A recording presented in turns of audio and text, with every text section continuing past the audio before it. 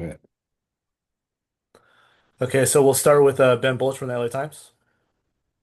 Good morning, Coach Skipper. Morning, Ben. A couple things for you. First, just kind of nuts and bolts injury updates. Obviously, Nico came back, but I know sometimes adrenaline can get you through that thing, and then it kind of seizes up on you later. Did he come out of that all right? So today's a major day for us as far as treatment and rehabbing and getting MRIs and all that type of stuff. So that's what we're doing right now. We're in that process. Saw everybody yesterday with the meeting. Guys were sore, which understandable, but we'll have more of an update after we see the guys later on this evening. And then, so does that mean that he's getting an MRI, or you just mean for the whole team? I'm talking the whole team, Okay. not And nobody. then last part on the injury update, and then I got one more thing. Anthony and Javian on the radio broadcast said they, were kind of out at the end of the game. Was that true? And what's their status? They got dinged up as the game went on. Both guys kind of got rolled up on, kind of unfortunate, and they weren't able to keep on going at the end of the game. So we'll see. They're in the same boat. I mean, I won't know totally until tomorrow, see who can go and who can't, and all that type of stuff, and how severe things are. But we are dinged up. I mean, we just played 4 games in a row. This will be the fifth, so we'll see what it is. It all comes with the game, and I don't want to speculate on anything right now. I just want to get more information. And then my question is, what's the biggest upset you've ever been involved in pulling off, either as a player or a coach? What were kind of the circumstances? How did it come about, and what did it feel like once you did it? You're putting me on the spot here. La, la, la. Ah, my freshman year playing, we played Hawaii, okay, who hadn't won a game in forever, and they upset us. They beat us over there on the Rock in Hawaii. The next week, so we had to fly to Hawaii, play Hawaii, get beat up, and then we had to go back and play on a Saturday against Air Force, which Air Force was like ranked, I think, number 15 in the country. Really good team. I think it was Bo Morgan was the quarterback. But we played them at Air Force. They were rolling, and we found a way to go get that thing done. For me, as a young guy, as a freshman, to play in that game and to see how we dramatically changed our work ethic and everything during practice and our mindset to get ready to go play an option team, which you don't practice for except for the week of the game. And for us to go out there and beat them at their place, it was a packed sellout crowd, everything, all the Air Force people were there in uniform and everything. And for us to go pull that game off, that was huge. So you've kind of already done it this year once, I guess, at least with the betting line against Penn State, right? So does that help you going into a situation like Indiana on Saturday? I don't really think anything from the past is going to do anything for this game. I'm one of those people that thinks every single game has its own history, its own identity. So we're going to have to go out there, we're going to have to play Bruin football, and we're going to have to win the situations. There's always going to be critical situations come up. We're going to have to win those situations. I think the most important thing leading up to the game is how we're going to practice this week. We need to have a good week of practice and be ready to go. Ben Royer, LA Daily News. Good morning, Coach Skip. Morning. Two questions. First is looking back at the film, was there anything that you didn't notice live during the game that might have, inferred something over the last, 48 hours? Uh, I would say this. Our run game, it felt like as I was watching the game, it felt like we were just getting, like we weren't getting a lot of push, we weren't moving it that well. But as you watch the film, we were running pretty well. I think we had 193 yards rushing. We had some yards after contact and things like that, had a couple explosives. Just the feel from the sideline compared to when I watched it was just completely different. So that's the first thing that would stick out in my mind.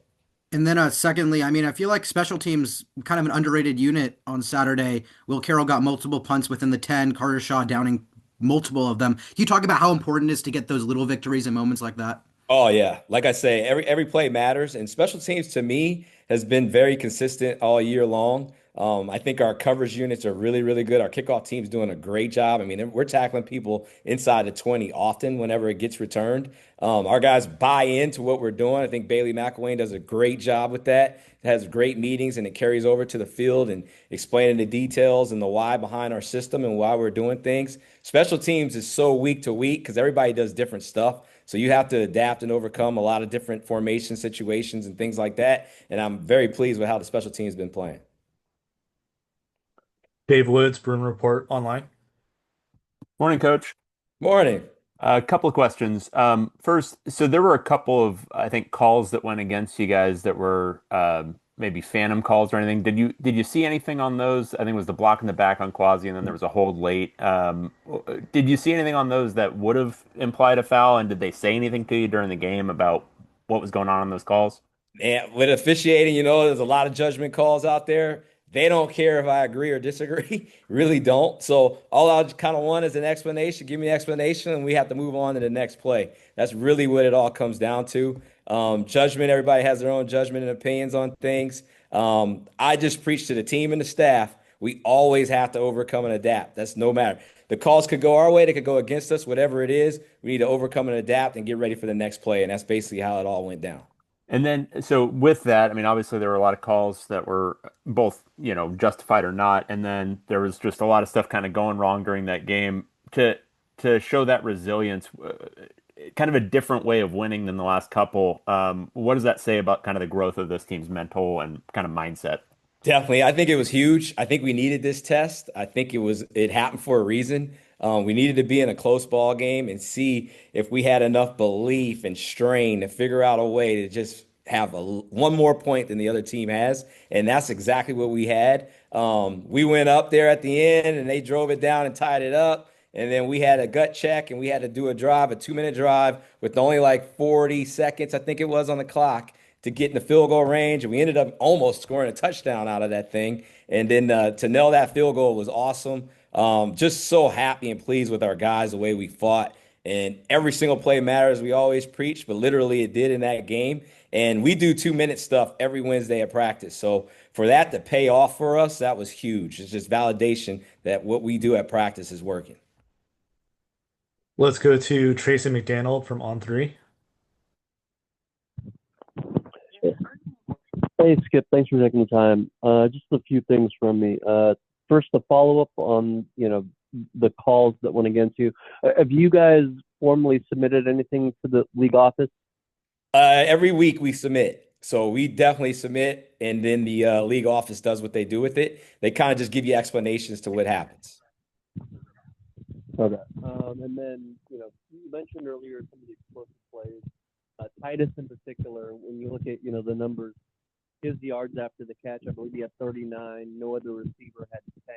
What was he specifically able to do against that, those Maryland defensive backs? Because it seemed like most of the other positions, they were right there making a stop. I'm Coach, sorry, your question is breaking up on me. Coach, I think he was asking about Oh, Titus. sorry about it. Yeah. Asking about Yeah, it was Titus, yards after the catch. yards after the catch for Titus. Yeah. Yeah, so Titus, he did a good job of finding holes within zone coverage. So he was sitting down in a lot of spots where they were pretty sticky coverage on our other guys, and then he was sitting there in these little holes, and we were able to find him. And then he does a great job after he catches it of getting vertical. He does a really good job of that. I always tell him that. So he's just a crafty receiver. When you zone coverage against him, he's going to find the little holes. He sits down in there and then he makes the most of it after the catch. So he did a really good job in the game. He also had a really good kickoff return because they spray the ball in different places. So we had guys back there able to be ball handlers and return it. And so I think all-purpose yards, he had like 156. So a very good game by him. I hope I answered your question correctly. I didn't completely hear it. We'll go to Jordan Mendoza, USA Today. Good morning, Coach. How's it going? Good morning. Wanted to ask you, I know before last week's game, you had like almost a call to the action for the students and for the crowd to, show up at the Rose Bowl. Wanted to ask what your thoughts were on just, that vibe and energy that you saw going through the Bruin Walk and in the Rose Bowl itself. It seemed like there was a more like, optimistic, positive vibe from the fan base. And I was curious to see what you felt on your end. Yeah, we felt the excitement. The whole entire team did. I'll tell you what's big time is when you look in the end zones and you can see people right there behind the goalposts. I think that is huge. It was packed house down there. making plays. You could hear the crowd erupting. Execution fuels emotion. I thought it was wonderful. Like you said, it all started when we did the Bruin Walk. There was people out there, people yelling people's names and clapping and cheering. I mean, it was awesome. I think we could just keep on building from that thing, and it'll get better and better as we keep going. And then also with Indiana, it is number two team ranked in the country. The people know, how good the Hoosiers are. How do you understand that this game, what this means for UCLA? Not trying to make it too big, not trying to make it too small. How do you get the focus on, this is a game, but also the importance of what it means for the rest of the season as well too? Yeah, so we're one of those teams that, the next game's always the biggest game. So this Indiana game is the next game, so this is a big game for us. Um, we're gonna have a good week of practice. We're gonna have to figure out exactly what we need to do to give us the best chance to win and attack that from our mindset and our work ethic as far as how we attack the week. We're gonna go to a hostile environment. We're gonna play in front of a national TV audience. It's gonna be early in the morning. All those things are there. But really, what comes down to is what are we going to do between the white lines when it kicks off? And that's where our focus is right now. And then we'll talk about more of the other stuff once the game is over. But right now, we want to take this thing as a one practice, one day, and then one play at a time. We'll move to Jack Hazlitt, Sporting Tribune.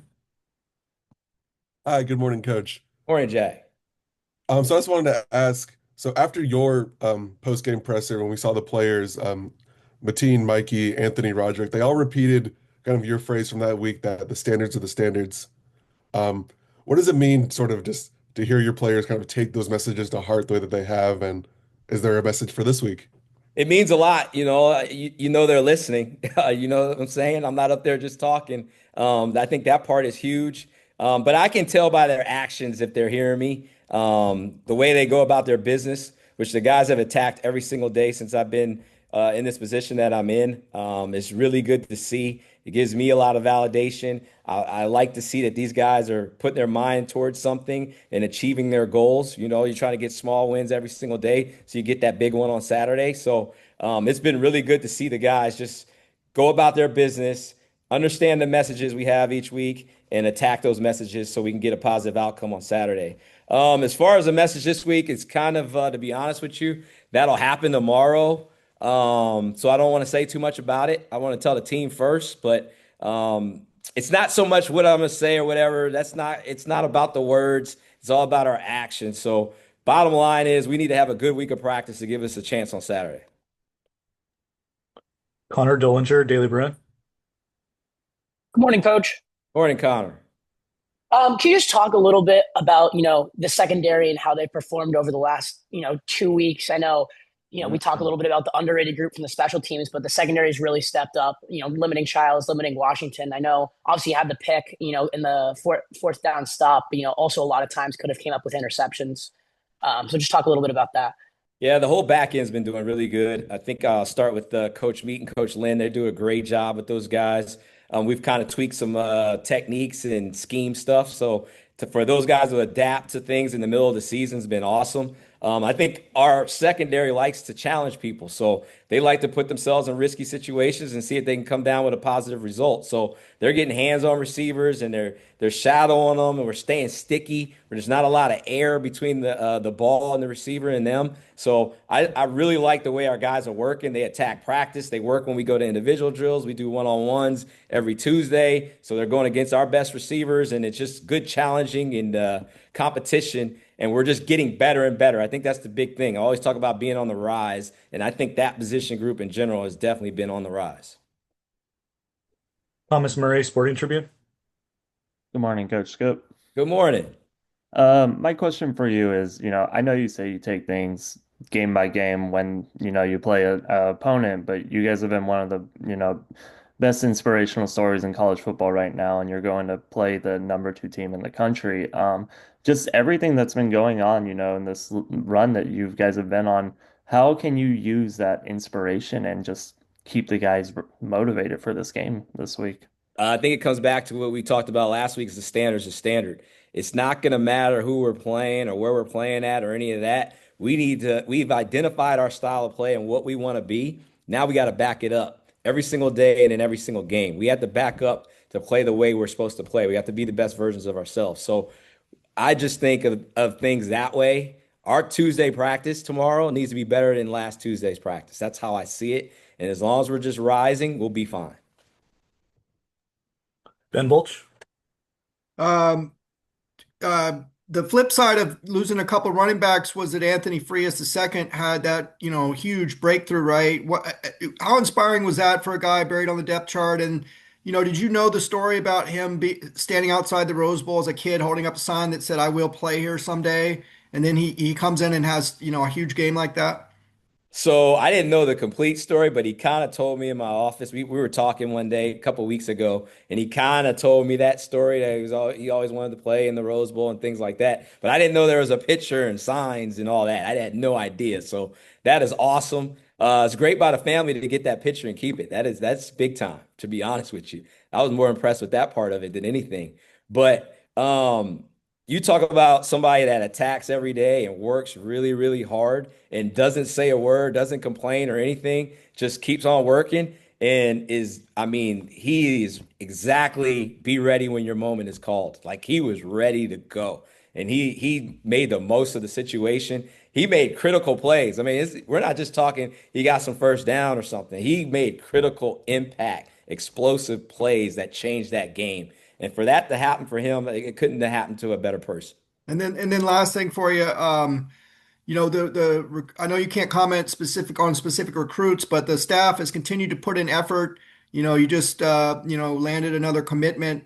What does it say about the infrastructure and the recruiting effort and I saw Coach Kwan talking to somebody pregame. I mean, what does it say about this staff that, with all the uncertainty, is still working their butts off and landing people? Yeah, we're full speed ahead. We're working. I mean, we are grinding over here. We're not letting anything go to waste or not giving effort in one area or another. It's full speed in everything that we're doing. We have a great support staff. I could name a million people, but that teamwork that's happening in there and getting kids to be at the games and things like that and to visit and see UCLA and see all the wonderful things that we have here and just give them whys of why you should be here. You're in the Rose Bowl with a beautiful day. Who wouldn't want to be there? That type of thing. And then to see our style of play and the efforts we do on the field, I think it's a win-win for a lot of the guys that we're recruiting. But they have to make that decision. Fortunately, we get some guys that really like what we're doing, and hopefully it continues. And one bonus question, if I could. You played for a coach whose mantra was anyone, anytime, anywhere.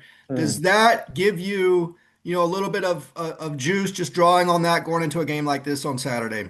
That's always part of me. That was I've been brainwashed that way, to be honest with you. But yeah, I mean, to me, once the whistle blows, it's just us against you. I mean, it's time to go. Let's see who had the better week of practice. Let's see who's more prepared. Let's see who wants this thing. So that's how I see it. We're gonna kick it off. We're gonna have to be ready to strain and for every inch, and let's see what happens. That's how I see it.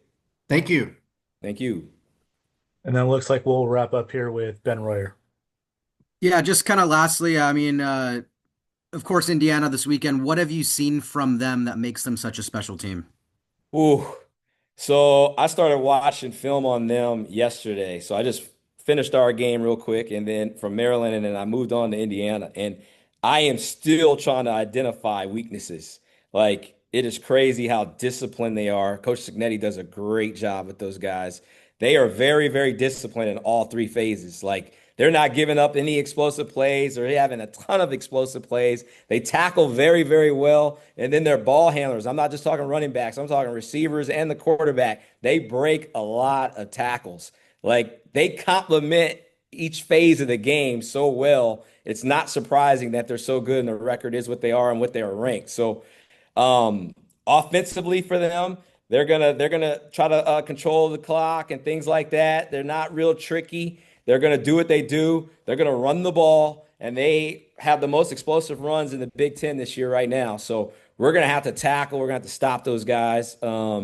Defensively for them, okay, they're not tricky. They're gonna play their zones. They're gonna be four down. The thing they do more than anybody we played this year is they're gonna give us simulated pressures. So we're gonna need to be ready for the simulated pressures. Have a plan for that. There's still just four guys rushing, but who's the fourth rusher is what we're going to have to identify and have a plan for. And then on special teams, they are very, very sound. They definitely practice that as a point of difference. I feel the same way about STs. It's a point of difference. So it's going to be a major, major challenge in that phase of the game.